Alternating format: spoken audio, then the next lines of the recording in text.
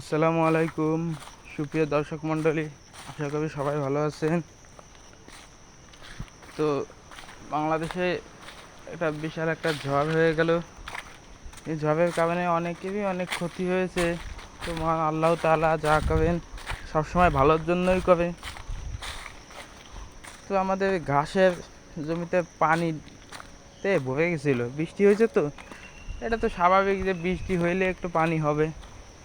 বৃষ্টি হওয়ার পরে আপনার এর যে পিছন যে সাইডটা আমি যে দাঁড়ায় বেশি, আমার পিছনের সাইডে যে জমি আছে তার পাশে একটা রাস্তা আছে। মনে করেন ওইদিকে যত পানি সব এই আমার এই ঘাসের জমিতে চলে আসে। এইখান থেকে আবার লোড হয়ে ওই যে সামনে যে জমিটা দেখতেছেন ওইটাই যায়, কিন্তু সেক্ষেত্রে অনেক সময় লাগে। এইখানে আর কি একটা বৃষ্টির সময় আর কি ডুবা জায়গা হয়ে যায়, ঠিক আছে, মানে অনেক পানি হয়ে যায় এইখানে। তো যার কারণে অনেক ডাল ঝড়ের কারণে মনে করুন অনেক ডালপালা ভেঙে গেছে। বা আমাদের বাগানেও একটা ভিডিও আপনাদেরকে দেইনি, সেটাও দেবো আস্তে আস্তে। ওইখানে বাগানেও মনে করুন অনেক ডালপালা ভেঙে গেছে, প্রচুর পরিমাণে ছোটো যে ডালপালা এগুলো অনেকই ভাঙছে। তো আমি এবার ভাবতেছিলাম যে পানিটা কিভাবে সবাই দেওয়া যায়, মানে ওই পাশের জমিতে সবাই দেওয়া যায়। তো সেইভাবে ড্রেন করা আছে, ওই ড্রেনের থেকে একটু মাটি কাটতেছিলাম। তো দেখলাম ওইভাবে কেটে কোনো লাভ হচ্ছে না, কারণ ওই জায়গার পানি ওই ড্রেন দিয়ে তো আর যাবে না। আমি যেখানে যাওয়াই বেশি ওই পাশের যে জমিটা একদম ওই মাথায়, ওই জমিটা মানে ওই দিক সাইডটা একটু নিচু, এই দিকে পানি লোডে ওই দিকে একটু যাইতে পারে, ওইভাবেই আস্তে আস্তে যাচ্ছে। তো আমি ওই মাথায় একটু পানি সারাই দিছিলাম। এটা মনে করেন এই আমি এখন আসছি, তার আগেই সারাই দিছিলাম। একদম প্রথমে একদম সকালে যখন আসছিলাম তখন এসে দেখি পানি আস্তে আস্তে যাচ্ছে। তো ওইখানে একবার সারাই দিছিলাম। তো এইদিকে আসলাম হচ্ছে ঘাস কাটতে, গরুদের জন্য ঘাস ঘাস কেটে নিয়ে যায় কয়টা, কারণ একদিন তো ঘাস দেওয়া হয়নি, আর একদিন মনে করেন সকালে আর বিকালে সন্ধ্যার দিকে খাইতে দিই। তার মাঝের টাইমটুকু আছে ঘাস খাই। তা একদিন না দিলে সমস্যা হয় না, কোনোভাবে চালাই নেওয়া যায়, কিন্তু 2 দিন তো না রেখে চালানো যায় না। এই জন্য ওই দিনকে আবার আমি আছে ঘাস কাটার উদ্দেশ্যে আসছিলাম। বললাম এক কাজে 2 কাজ হয়ে যাবে, ঘাসও কেটে নিয়ে যাওয়া হবে, আবার এদিকে একটু দেখি চেষ্টা করে দেখি যা পানি যায় কি। তো পানিতে বয়ে গেছিলো গাছ, একটাও মনে করেন খাওয়া নাই, সবই বাতাসের কারণে শুয়ে পড়ছে। ভাঙে নাই যদিও, কিন্তু সব শুয়ে পড়ছে। এগুলো আস্তে আস্তে উঠবে ইনশাল্লাহ, একটু সময় লাগবে, হয়তো 2-1 দিন অথবা 1 সপ্তাহ সময় লাগবে, কিন্তু এগুলো আস্তে আস্তে উঠে যাবে। আর জাবা গাছের গোড়ায় তো পানি জমে গেছে একটু, তো ওগুলো দেখি আস্তে আস্তে দেখতেছি কমতেছে, আস্তে আস্তে কমতেছে। এগুলো সমস্যা নাই, ওগুলো ইনশাল্লাহ কমে যাবে। তো আমি ফেসবুকে এক ভাইয়ের সাথে কথা হয়েছিল, তার কাছে আবার জিজ্ঞেস করছিলাম যে ভাই আমার এরকম পানিতে ডুবে গেছে কী করবো।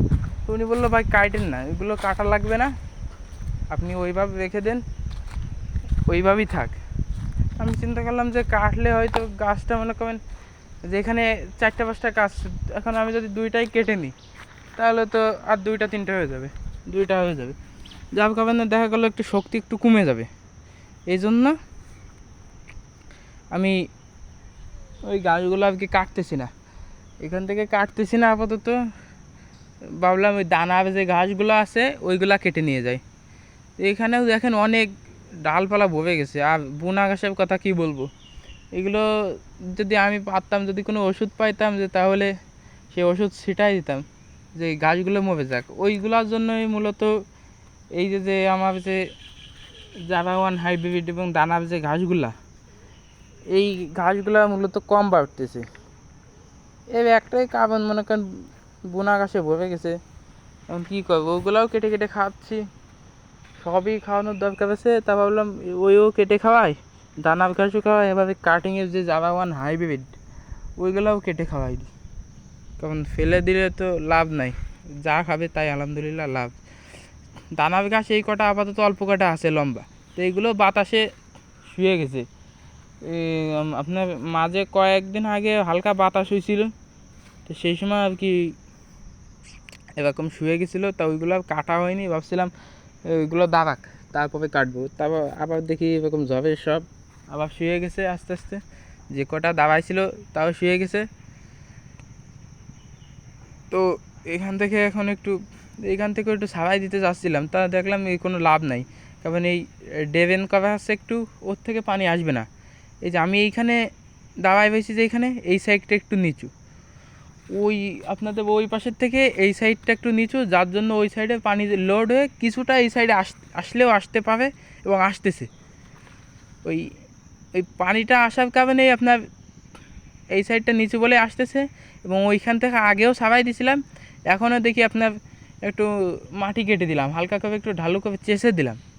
আবার ওইখানে হালকা ময়লা আবর্জনা আছে, তো যার জন্য পানিটা হালকা একটু বাড়তেছে।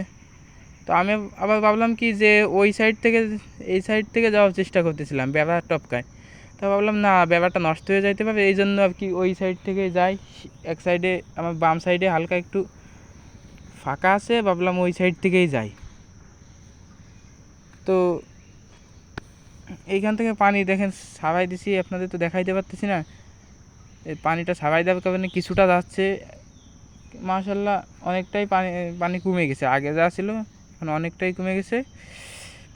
এইভাবে আস্তে আস্তে আর কি কমবে, কিন্তু একটু সময় লাগবে, ধৈর্য ধরতে হবে, একটু একটু সময় লাগবে, তাহলে আস্তে আস্তে সবই আপনার বের হয়ে যাবে। তো আজকের ভিডিওটা এই পর্যন্তই। আশা করি সবাই ভালো থাকবেন, আমার জন্য দোয়া করবেন। আসসালামু আলাইকুম।